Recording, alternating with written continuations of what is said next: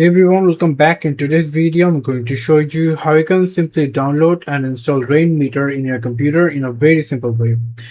Rainmeter displays beautiful custom widgets and system monitors on your desktop. So how you can simply download it? Very simple. You have to open any of your favorite browser, then simply come over into the search option, simply search for Rainmeter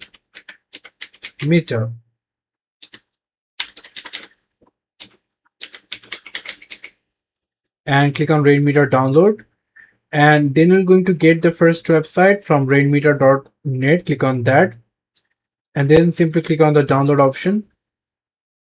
Click on download, and after complete the download you can simply click on the folder icon, click on it 2 times to install, click OK, and now simply minimize all of your background app.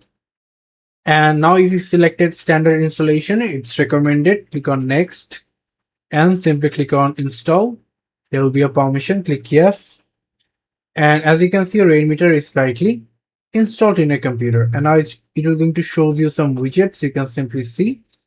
So yeah, this is how you can simply do that. Thank you so much for watching. I hope to see you in the videos. So then, goodbye.